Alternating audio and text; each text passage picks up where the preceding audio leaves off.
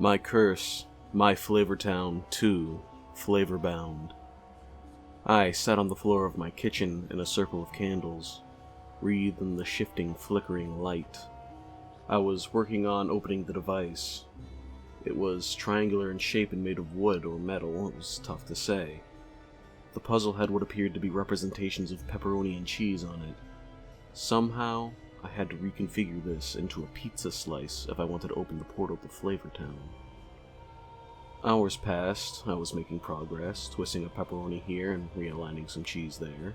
I moved my fingers along the crust and almost imperceptibly I felt a click.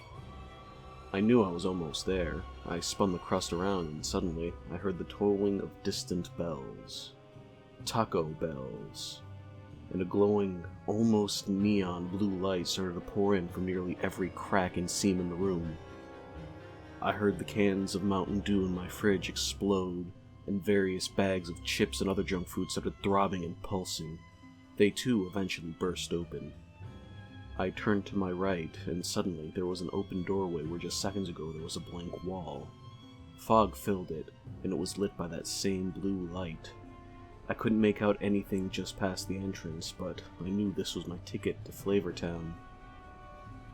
A man-sized shape formed in the fog that I could barely make out. It started to approach me and eventually stepped into my kitchen. The stories were true.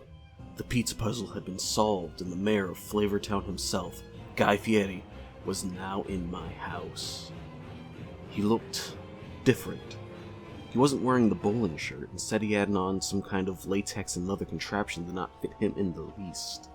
He was pouring out of the outfit, his blubber bursting through small, square holes. It almost looked like the holes were purposely tightened around the flesh as blood leaked from them and the skin was blackening as if dead. He had his trademark sunglasses on and the same hair, but his overall skin tone was now bluish-gray. He had spatulas and other cooking implements tied around his considerable waist. "What are you?" I asked. "An explorer in the further regions of taste. A demon to some, angel to others." He took a step towards me and extended his hand. "Come, you solved the slice. You must come with me and taste our pleasures." I declined to take his hand, but I followed him nonetheless. We walked for what seemed like eons through the labyrinthine corridors. My sense of smell was being constantly assaulted by new and varied scents. Some amazing, some so bad I couldn't even imagine what they could be coming from. The corridor finally opened up to a wide plateau. Above everything there was a gigantic floating burrito.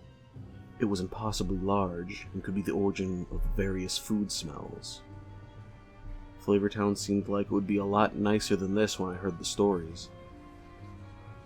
The burrito let out a loud blast of sound, almost like some kind of foghorn. My mind could barely comprehend what I was seeing. "Oh my god," I muttered. "No, this is mine. The god I serve in this world and yours.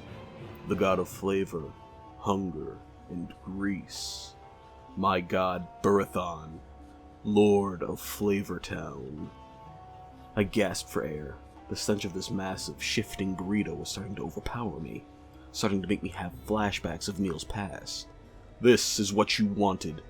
This is what you wanted to taste, to smell.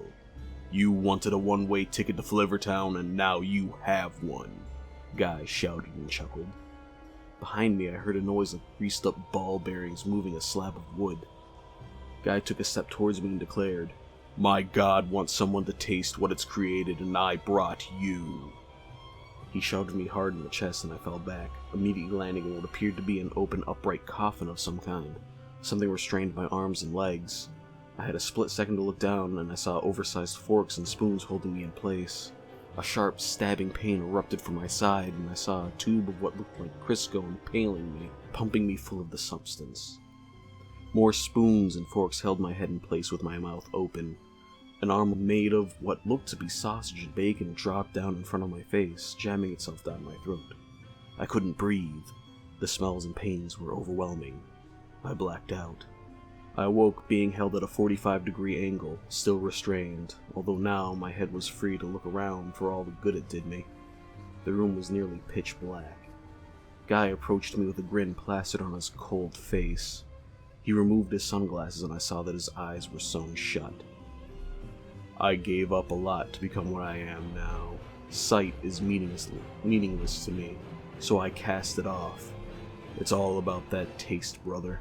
I'm gonna show you the light, and then you're gonna join my culinary cabal. I'm about to knock your socks off with this fresh take on a classic.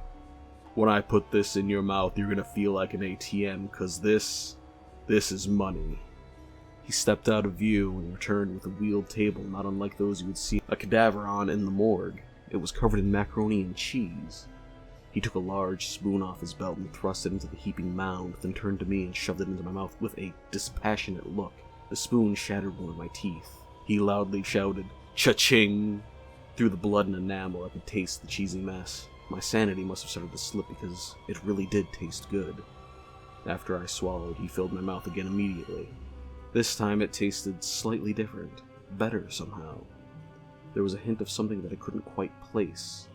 I chewed more and realized it was bacon. I looked at Guy and he grinned again.